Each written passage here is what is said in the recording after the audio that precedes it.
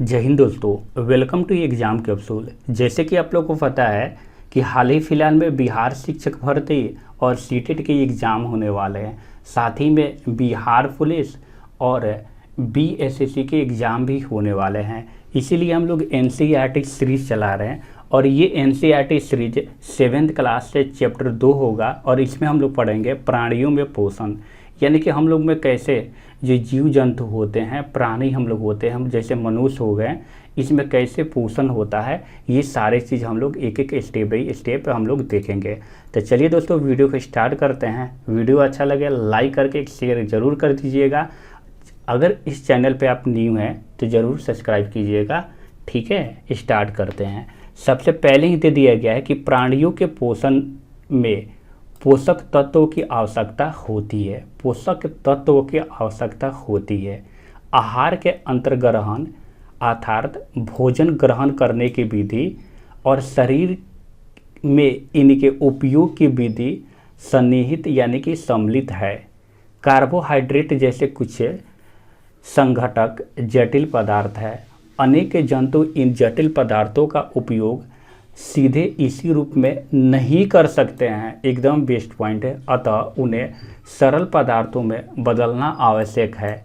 जटिल पदार्थों का सरल पदार्थों में परिवर्तित होना या टूटना विखंडन कहलाता है तथा इस प्रक्रम यानी कि प्रोसेस को हम लोग क्या बोलते हैं, पाचन कहते हैं। समझ में आ गया होगा। जैसे हम लोग भोजन करते हैं तब बहुत सारे ऐसे प्राणी हैं जिसका अलग अलग प्रोसेस होता है। जब तक वो तोड़ेंगे नहीं, ठीक है, छोटा छोटा पार्ट में जब तक नहीं होगा तब तक वो पाचन नहीं होने वाला है। ठीक है, अब हम लोग देखेंगे नेक्स्ट पॉइंट। नेक्स्ट पॉइंट में दिया गया है कि खाद्य अंतर्ग्रहण की विभिन्न विधियाँ। जो खाद्य का अंतर्ग्रहण हम लोग करते हैं उसके अलग अलग विधि होता है। सारे पॉइंट के बारे में यहाँ पे हम लोग जान लेंगे। दिया गया है कि भोजन के अंतर्ग्रहण की विधि विभिन्न जीवों में भिन्न भिन्न होती यानी कि अलग अलग होती है। मधुमक्खी एवं मरमर पक्षी अर्थात हमिंग बर्ड पौधों का मकरंद चूसते हैं। मानव एवं कुछ अन्य जंतुओं में शिशु माँ का दूध पीते हैं। एकदम बेस्ट पॉइंट है। अजगर जैसे सर्प वंश के प्राणी अपने शिकार को समूचा ही निगल जाते हैं। या कुछ जलीय प्राणी अपने आसपास पानी में तैरते हुए खाद्य कणों को छानकर उनका भक्षण करते हैं। यानी कि ये बोल रहा है ना कि भिन्न भिन्न होता है। जैसे वो मधुमक्खी के बारे में बता दिया, हमिंग बर्ड के बारे में बता दिया, मकरंद चूसते हैं। उसी तरह अन्य जीव जंतु जो होते हैं माँ के दूध पीते हैं। उसी तरह अजगर के बारे में बता दिया। भैया अजगर के बारे में क्या बताया, वो सीधे क्या करते हैं, अपने शिकार को निगल जाते हैं। अब हम नेक्स्ट पॉइंट दिया गया है अद्भुत सत्य, और यहाँ से देखेंगे स्टार फिश यानी कि तारा मछली कैल्शियम कार्बोनेट के कठोर कवच वाले जंतुओं का आहार करती है। जो चित्र में दिखाया गया है 2.1 में, तो आप यहाँ से भी देख सकते हैं 2.1 ये स्टार के जैसा है।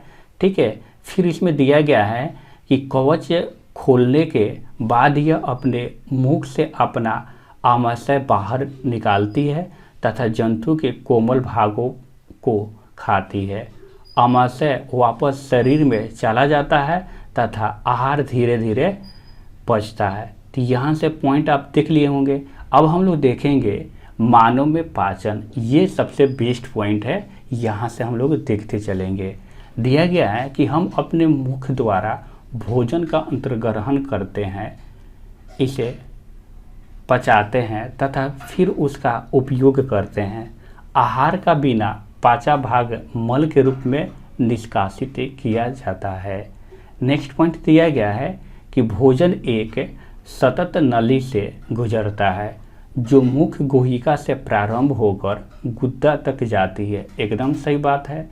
इसे नली को विभिन्न भागों में बांटा जा सकता है। कैसे?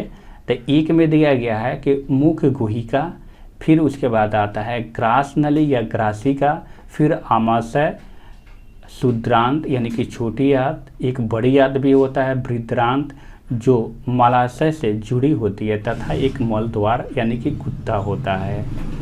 यहाँ तक हम लोग जान लिए, ये पहले से हम लोग पढ़े हुए हैं। फिर से यहाँ नेक्स्ट पॉइंट दे दिया गया है कि ये सभी भाग मिलकर आहार नाल यानी कि पाचन नली का निर्माण करते हैं। जैसे जैसे भोजन विभिन्न भागों में गुजरता है उसके बाद विभिन्न घटकों का पाचन भी क्रमिक रूप से होता है। यहाँ तक पॉइंट हम लोग समझ चुके हैं। आमाशय की आंतरिक भित्ति, क्षुद्रांत तथा आहार नाल से संबद्ध विभिन्न ग्रंथियों जैसे कि लाला ग्रंथि या लाल ग्रंथि भी बोल सकते हैं, कोई दिक्कत नहीं, लेकिन एनसीईआरटी में लाला लिखा हुआ है।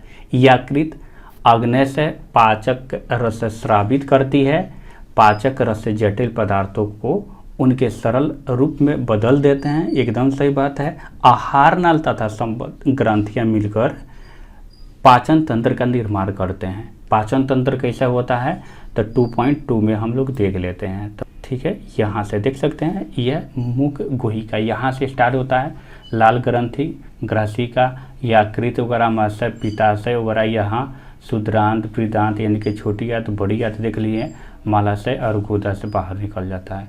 अब हम लोग देखेंगे मुख गुहिका, इसके बारे में टोटल प्रोसेस देखेंगे। दिया गया है कि भोजन का अंतर्ग्रहण मुख के द्वारा होता है। आहार नाल को शरीर के अंदर लेने की प्रक्रिया को क्या बोलते हैं? अंतर्ग्रहण, यानी कि अंदर की ओर लेता है, अंतर्ग्रहण बोलते हैं। नेक्स्ट पॉइंट दिया गया है कि हम दांतों की सहायता से भोजन चबाते हैं तथा यांत्रिक विधि के द्वारा उसे छोटे छोटे टुकड़ों में पीस डालते हैं। प्रत्येक दांत मसूड़े के बीच अलग अलग ग्रंथि का यानी कि सॉकेट, ये जो होता है ना फंसा वाला, सॉकेट में धासा होता है। जैसे देखिए दिया गया है 2.3 में, आगे दिखाता हूँ मैं। हमारे दांतों की आकृति भिन्न भिन्न है तथा उसके कार्य भी भिन्न है, इसके अनुसार अलग अलग नाम है। तो आप देख सकते हैं यहाँ पे नाम भी दिया गया है, चौवर्णक, अग्रचौवर्णक, रदनक, कृदंत वगैरह सब चीज़ दिया गया है। और यही आपका देखिए ये क्या है तो ये फंसा हुआ है अलग अलग पॉइंट में। नेक्स्ट पॉइंट यहाँ से दिया गया है कि हमारे मुख में लाल ग्रंथि होती है, ठीक है, एकदम सही बात है, होती है, जो लाला रस यानी कि लाल रस यानी कि लार स्रावित करती है। हम बोलने के लिए जीभ का उपयोग करते हैं, इसके अतिरिक्त ये भोजन में लार को मिलाने का कार्य करती है, बोलने के लिए भी और मिलाने के लिए भी, तथा निगलने में भी सहायता करती है। ये जीभ का काम बता रहा है। जीभ के द्वारा भी हमें स्वाद का पता चलता है। जीभ में स्वाद कलिकाएँ होती है जिसकी सहायता से हमें विभिन्न प्रकार के स्वाद का पता चलता है, यानी कि अलग अलग पार्ट में, जैसे खट्टा मीठा, ठीक है, कैसे कहाँ पड़ता है तो वहाँ पे लगेगा। क्या क्या काम हो गया तो बोलने में भी काम, निगलने में भी, लार मिलाने में भी और स्वाद के भी पता चलता है। अब यहाँ से देखेंगे दूध के दांत तथा अस्थायी दांत दोनों में क्या फ़र्क होता है। क्या आपको याद है कि कुछ वर्ष से पूर्व आपके दांत गिरने लगे थे? आप इमेजिन करना है, यानी कि आप एकदम सोचना है खुद पे। हमारे दांतों का प्रथम सेट शैशव काल में निकलता है, एकदम सही बात है, तथा लगभग 8 वर्ष की आयु तक ये दांतें गिर जाते हैं और इन्हें दूध के दांत कहते हैं। ठीक है, सिंपल वे में इन दांतों के स्थान पर दूसरे दांत निकलते हैं जिन्हें अस्थायी दांत कहते हैं। सामान्यतः स्वस्थ मनुष्य के अस्थायी दांत पूरे जीवन भर बने रहते हैं, तथापि वृद्धावस्था में ये प्राय गिरने लगते हैं। यहाँ से देखेंगे दोस्तों नेक्स्ट पॉइंट में क्या दिया गया है कि मिठाइयाँ और दांत क्षय, इससे पॉइंट देख लेंगे। दिया गया है कि सामान्यतः हमारे मुख में जीवाणु पाए जाते हैं, एकदम सही बात है कि पाए जाते हैं, परंतु उससे हमें कोई हानि नहीं होती है। फिर भी खाने के पश्चात यदि हम दांत एवं मुख साफ ना करें तो मुख में अनेक हानिकारक जीवाणु वास करते हैं, वृद्धि करने लगते हैं। ठीक है, तो ये तो कन्फर्म हो गए, ये पहले से जीवाणु होता है, लेकिन खाने के पश्चात साफ कर लेना चाहिए, और नहीं तो वो कहानी खराब करना स्टार्ट कर देगा। ठीक है, ये जीवाणु दांतों के बीच फंसे भोजन की शर्करा विघटन कर अम्ल निर्मोचित करते हैं। ठीक है, तो यहाँ से एक पॉइंट निकल गया कि निर्मोचित करते हैं। ये अम्ल धीरे धीरे दांत को क्षति पहुँचाते हैं, इसे दांत क्षय कहते हैं। तो दांत क्षय क्या होता है समझ में आ गया होगा।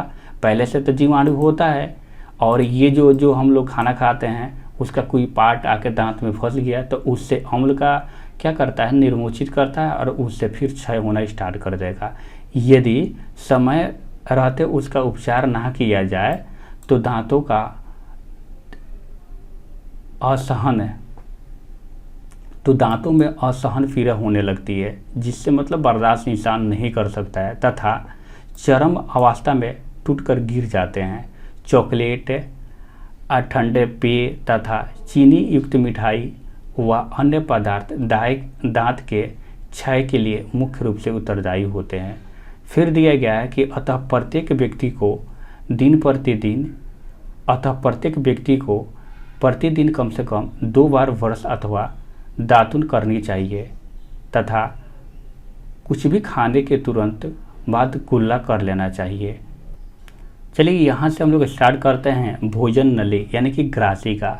दिया गया है कि निगला हुआ भोजन ग्रास नली अथवा ग्रासिका में जाता है। ग्रासिका गले एवं वक्ष से होती हुई जाती है। ग्रासिका के भीति के संकुचन से भोजन नीचे की ओर सरकता जाता है।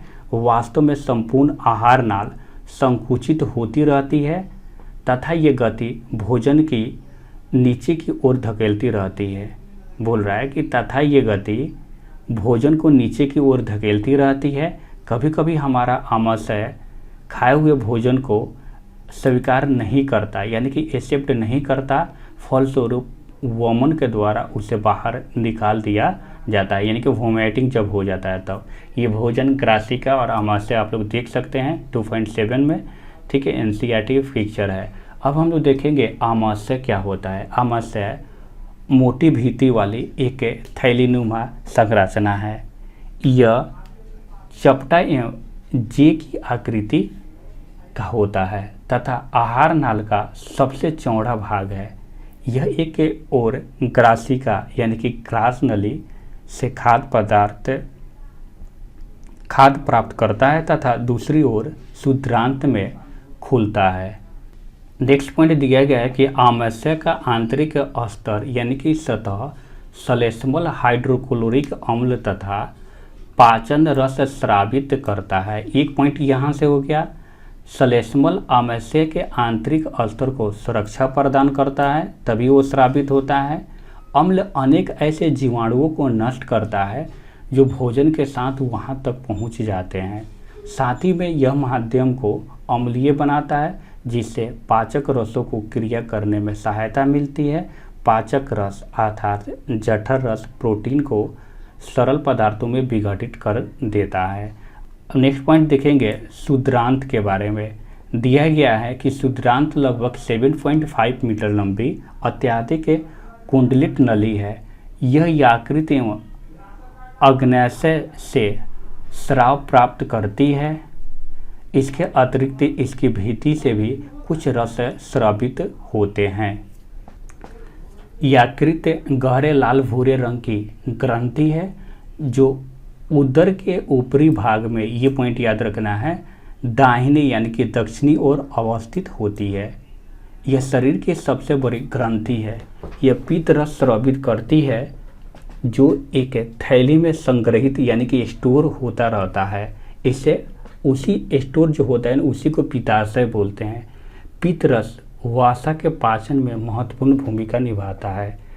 नेक्स्ट पॉइंट है कि आग्नेयाशय हल्के पीले रंग की बड़ी ग्रंथि होती है, पीले रंग की, जो आमाशय के ठीक है नीचे स्थित है। यहाँ पे भी 2 पॉइंट मिल गया।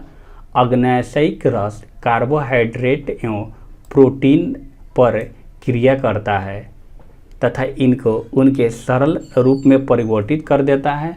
आंशिक रूप से पचा भोजन अब क्षुद्रांत के निचले भाग में पहुंचता है तथा आर्द्र रस पाचन क्रिया को पूर्ण कर देता है।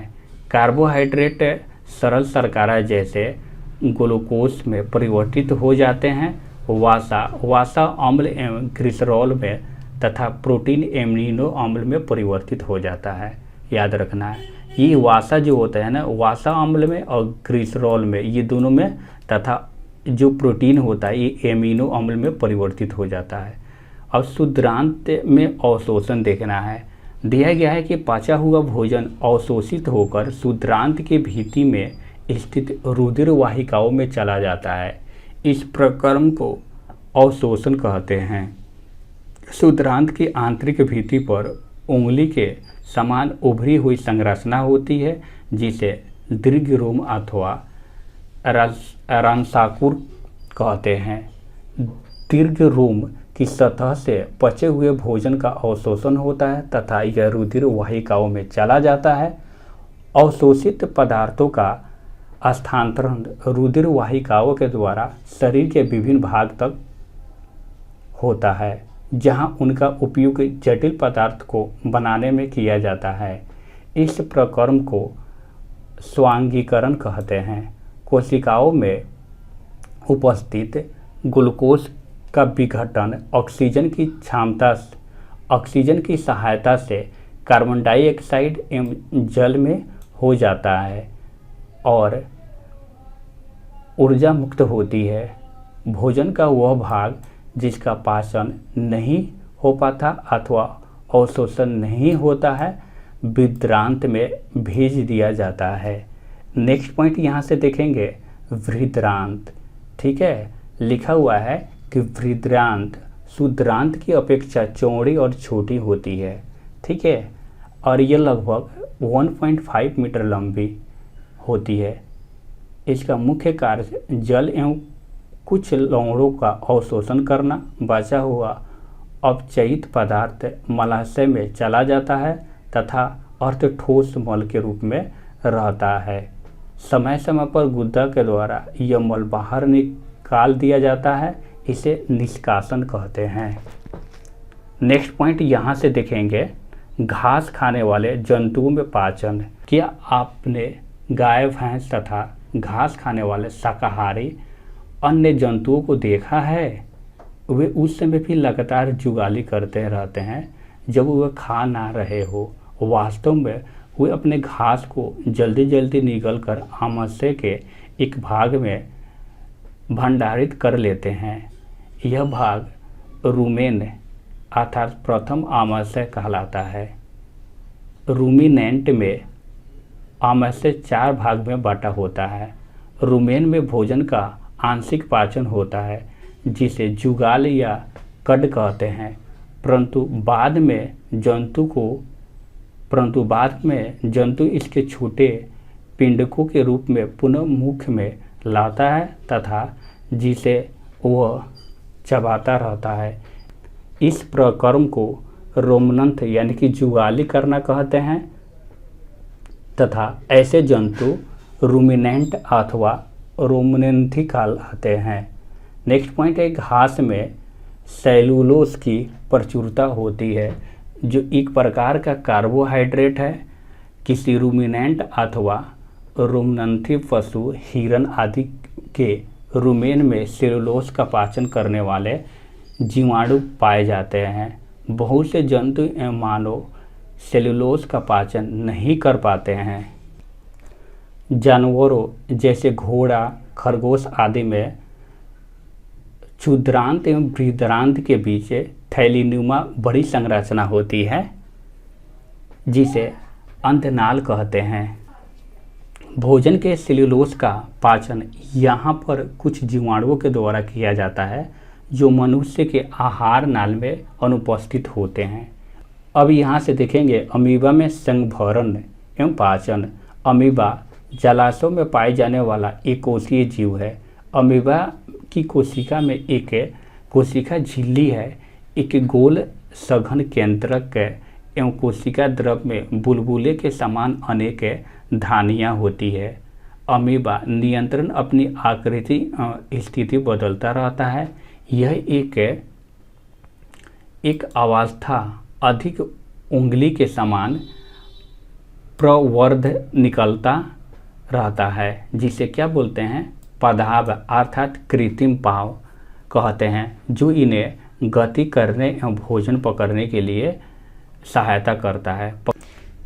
यहाँ से देखेंगे अमीबा कुछ सूक्ष्म जीवों का आहार करता है जब इसे भोजन का आभास होता है तो ये खाद्य कण के चारों ओर पदार्थ विकसित करके उसे निगल लेता है। खाद्य पदार्थ उसकी खाद्य धानी में फंस जाते हैं, जैसे एमीबा के देख सकते हैं आप लोग फिगर, ठीक है। यहाँ से नेक्स्ट पॉइंट दिया गया है, खाद्य धानी में ही पाचन रस स्रावित होते हैं। ये खाद्य पदार्थ पर क्रिया करके उन्हें सरल पदार्थ में बदल देते हैं। पाचा हुआ खाद्य धीरे धीरे अवशोषित हो जाता है। अवशोषित पदार्थ अमीबा के वृद्धि, रख रखाव एवं गुणन के लिए उपयोग किए जाते हैं। बिना पाचा हुआ अवशिष्ट खाद्य धानी के द्वारा बाहर निकाल दिए जाते हैं। अब हम लोग 10 प्रश्न इससे संबंधित हम लोग देख लें, ठीक है। 1 नंबर में दिया गया है कि स्कर्वी रोग जिसके लक्षणों में मसूड़े के खून आना शामिल है, उसे आहार में दही शामिल करके रोका जा सकता है। तो जैसे मसूड़ा के खून से रिलेटेड आ जाएगा ना, तो ये खट्टा चीज़ यानी कि विटामिन सी आ जाइए, इसमें लेना चाहिए। दिया गया खट्टे फल में एक स्रोत का माना जाता है, तो रेटिनॉल मुख्य रूप से संबंधित है, ठीक है। इसका राइट आंसर हो जाएगा विटामिन ए को रेटिनॉल बोला जाता है।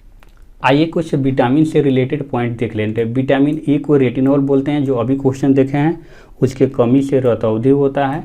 विटामिन B1 से थायमिन उसको बोलते हैं, उसका रासायनिक नाम, इसके कमी से बेरी रोग होता है। विटामिन सी जो एस्कॉर्बिक अम्ल, एस्कॉर्बी रोग होता है, ठीक है। उसके बाद डी को कैल्सीफेरॉल रिकेट्स होता है।